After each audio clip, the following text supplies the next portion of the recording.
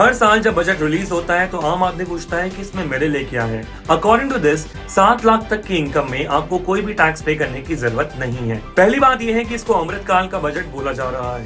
अब ये अमृतकाल क्या है? प्रधानमंत्री मोदी जी ने 2021 के इंडिपेंडेंस डे के दिन पहली बार इस टर्म का यूज करा था। अब आज जब अमृतकाल की पहली प्रभात है और इसका मतलब था कि आने वाले 25 सालों तक इंडिया का रोड मैप क्या रहेगा और उसी रोड मैप पर आधारित ये बजट बना है, इसीलिए इसको बोलते हैं अमृतकाल का पहला बजट। उसके अलावा मोदी सरकार का ये आखिरी बजट है। अगले साल इलेक्शन है, इसीलिए ये बजट काफी इंटरेस्टिंग है। और इस अमृतकाल में ट्रैवल करने के लिए मोदी सरकार को हेल्प करेंगे सप्तऋषि। सप्तऋषि है मोदी सरकार के 7 priorities which are inclusive development, digital infrastructure to aid agricultural sector, financial sector, infrastructure and investment, green growth, youth power and unleashing the potential.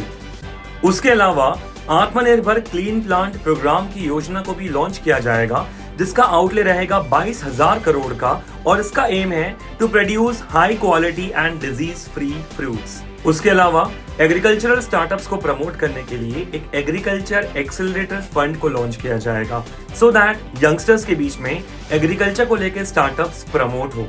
साथ ही साथ एग्रीकल्चरल क्रेडिट टारगेट जो कि प्रीवियस ईयर 18.5 लाख करोड़ था, उसे इस साल बढ़ाकर 20 लाख करोड़ कर दिया गया है।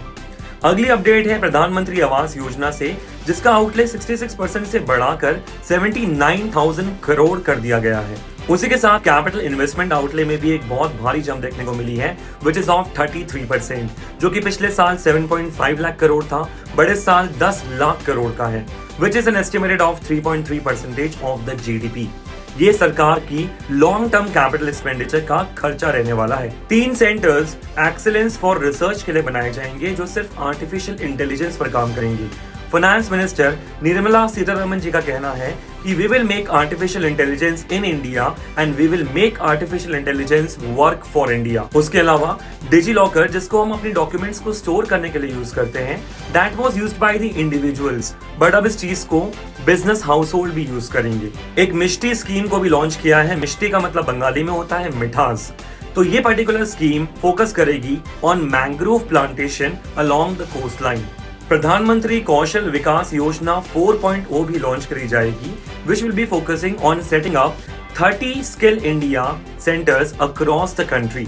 बात करें फाइनेंशियल सेक्टर के बारे में तो एमएसएमई यानी micro small and medium enterprises को credit facility up to 9,000 crore allocate कर दी गई है। नेशनल फाइनेंशियल इंफॉर्मेशन रजिस्ट्री को सेटअप किया जाएगा so that all the departments of the government can get access to the financial information. साथ ही साथ सीनियर सिटीजन सेविंग स्कीम्स के डिपॉजिट को डबल कर दिया है from 15 lakh to 30 lakh rupees. So Amrit Kaal के लिए जो फिस्कल डेफिसिट टारगेट किया गया था विच वॉज 4.5%, इस साल के बजट ने उस पर भी काम किया है by estimating a fiscal deficit of 5.9%। साथ ही साथ स्टार्टअप्स के लिए भी एक बहुत अच्छी खबर आई है। स्टार्टअप्स के लिए जो टैक्स में छूट मिल रही थी टिल 31 मार्च 2023, उसको एक्सटेंड कर दिया है 1 साल के लिए, मतलब 31 मार्च 2024 तक टैक्स में छूट है स्टार्टअप्स को।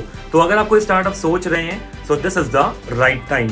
कस्टम ड्यूटी को भी लोअर कर दिया गया है to 2.5% on telephone and smartphone parts. तो इन चीजों के प्राइसेस में भी हमें गिरावट देखने को मिलेगी। हर साल जब बजट रिलीज होता है तो आम आदमी पूछता है कि इसमें मेरे लिए क्या है। इस बार एक नई टैक्स रिजीम है which will be the default tax regime. According to this 7 lakh तक की इनकम में आपको कोई भी टैक्स पे करने की जरूरत नहीं है।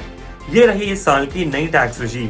अब आप देख पाएंगे इसके अंदर 7 लाख में भी कोई टैक्स रेट दे रखा है, पर ध्यान रखना अगर आप 7 लाख के ऊपर टैक्स निकालेंगे तो वो निकलेगा 25,000 रुपए का, जो कि अंडर सेक्शन 87A अब रिबेट मिलेगा। So a rebate of 25,000 will be provided to you, जिसका मतलब है कि आपको 7 लाख तक की इनकम पर कोई भी टैक्स पे करने की जरूरत नहीं है। और अगर आपकी इनकम 15.5 लाख से ऊपर है तो पहले जो स्टैंडर्ड डिडक्शन 50,000 रुपए का मिलता था, अब वो 52,500 का मिलेगा, मतलब 2,500 रुपए का और बेनिफिट। और जो हाईएस्ट सरचार्ज रेट था 37% का, उसको भी लोअर डाउन करके 25% कर दिया गया है।